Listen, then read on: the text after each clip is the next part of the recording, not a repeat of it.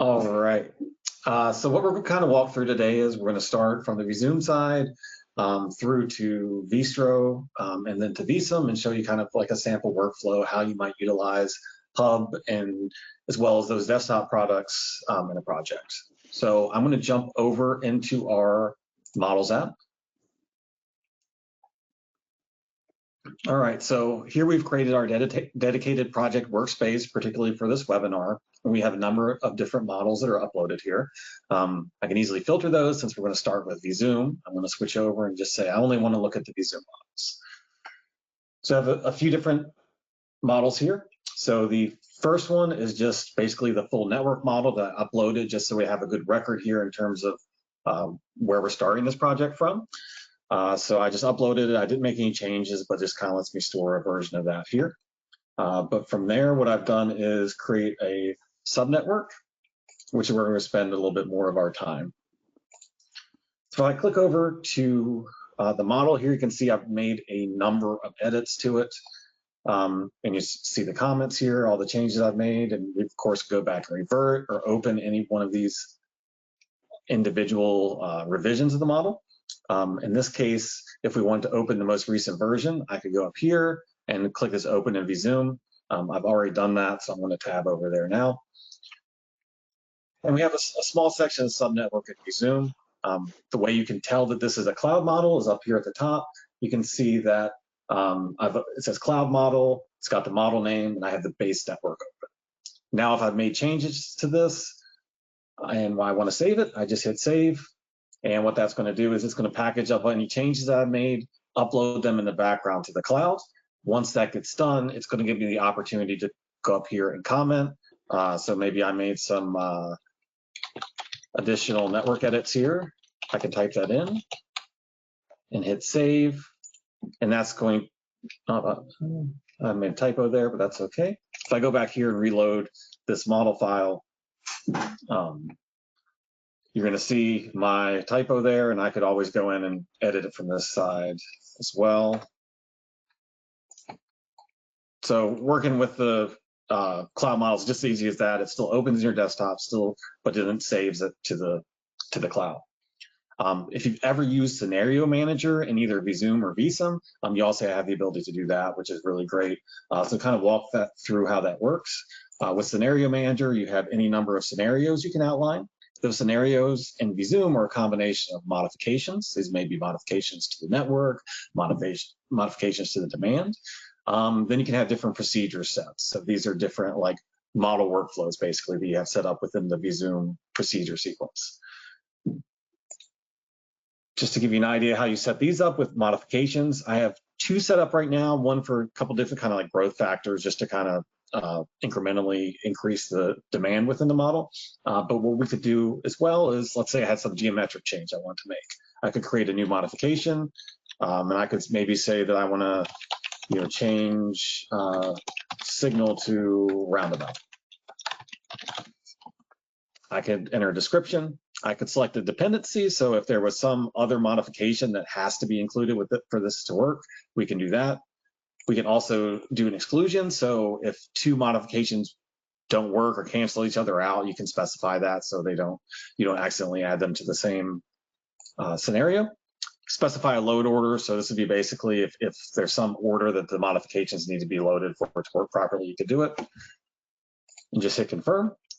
That creates this. Now, if I wanted to go and make those geometric edits, I could open the desktop app. It would automatically in the background download everything, open Visum. I could make the edits, and then I could save it back to you. In this case, we don't need this. We've already made these couple of modifications, so I'm going to delete that for now.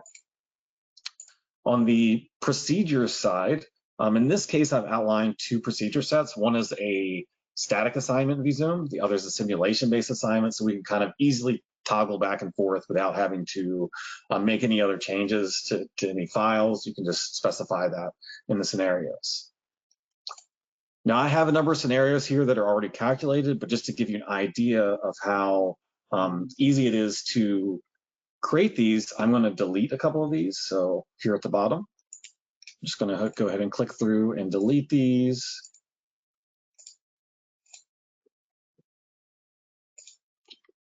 for there. So now I'm left with just these kind of base conditions here, and I'm going to clear out the calculations. So let's say I want to create some new scenarios. I just hit new scenario, and we're going to call this the future volumes static assignment. I can enter this description here if I want. I select that I want to use the future volume modification, so that's going to provide me with the increased volumes. And I want to specify the static assignment procedure set. Hit confirm. It's going to create that scenario. Then I can quickly go through and create one that's future volumes with a dynamic assignment. Again, select the future volumes and the dynamic assignment. Confirm. And I'll just go ahead and real quickly create the other for like the higher volumes as well for static. And then future volume or high future volumes, dynamic, select the right modification and procedure set. So just like that, I've created 4 new scenarios, and I didn't have to reopen Visum at all in this case. It's just going to pull together all the information from the base network, any modifications that I've applied to that scenario, and then the procedure parameter set. Now, the really cool thing comes now that I have all these set up, I can select all and hit start calculation. It's going to say, hey, do you really want to start this? And you can say yes, and that's what's going to begin calculating all these different scenarios in parallel. So while this is going on in the background, it's pulling up virtual machines for each of these scenarios, loading all the data into Visum, and going to run the model and then collect all the outputs. So we're going to let that sit for just a minute here. It's probably going to take a few minutes for this to run, but we'll kind of come back to this in a minute. So while that's going on, I'm going to toggle over and we're going to talk a little bit about the dashboards. So I'm going to go back here. I'm going to switch over to our dashboards app within Hub. It's going to toggle over. I'm still selected to our PTV Talks workspace here. And I'm going to start with Visum, so we can search to filter, and I'm going to see the current dashboards. In terms of how you get data into the dashboards, you can see we have this data, and here we have models and scenarios that exist underneath of that. If I toggle back to Visum here, we can show you it's as simple as going File, Export, Dashboards. You're going to get a window that's going to come up here that's going to allow you to select the types of network objects that you want to select to upload, as well as select the individual attributes. So in Visum, you're going to select these, so you're not uploading all the data at once to the dashboards. You only need to upload the exact information you want. If I go back to our dashboards here, just created a couple things here. The first one is maybe want to outline the particular corridor we're looking at, as well as the study location. So I basically uploaded Polygon and flagged those links. So we get an idea just in terms of what the project location where we talk about is. So when we go into Vistro, Adam's going to be adding some a development here, and we're going to see what the impact of that is. If I go back, there's a few other kind of different things you can do. The first one I'm going to show is a select link. Since we were dealing with that particular corridor here, I set this up with a select link going both traveling from left to right here along Archer, which is kind of like this northeast bound, and southwest bound. I've then loaded the different scenarios. So what we see here is a list of the links with all the volumes for those, as well as these zones, which are going to be origins for this color and destinations. So as a dashboard user, I can easily toggle back and forth, and you're able to see, just give you an idea exactly like what traffic could we possibly be affecting on that corridor based on the results of the regional model. So we can see that quite easily. You can interactively explore, click on any of these individual items, and see. In this case, these are 24 hours. These numbers are fairly high.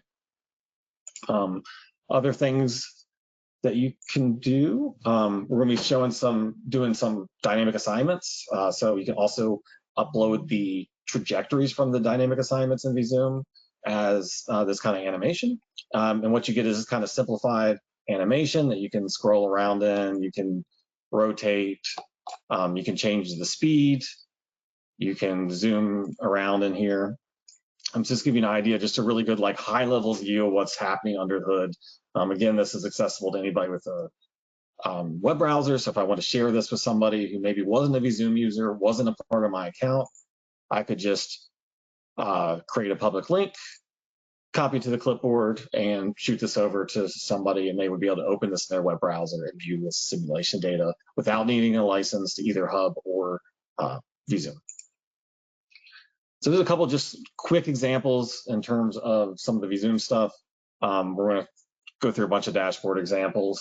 But at this point, I'm going to pop back over to our models app because our simulation or assignment should be done by now. So if I go back to this subnetwork, we can see that all the calculations have been completed. So, 3 to 4 minutes it took. So all these operated in parallel. The nice thing about this is as well, there's a computation time that you're consuming, but this doesn't use any of your desktop licenses. And obviously it doesn't tie up your PC in terms of, computational resources, all being done on the cloud. Now, if I want to open the results to any of these and actually dive in and look at the individual scenarios, I can open the results of any of these scenarios in the desktop app, just like you do the base model or any of the modifications. And as Adam mentioned earlier, we can look at high-level KPIs here. So in this case, we can look at total VMT, and then delay and corridor speed. You'll notice on here the static assignment results for delay and corridor speed are 0 because the attributes I use for that are only available in this case within the dynamic assignment. So you get an idea in terms of different volumes, what the impact's going to be on things like VMT or delay or corridor speed. And with that, I think I'm going to be ready to hand it over to Adam to talk about the distro side of things.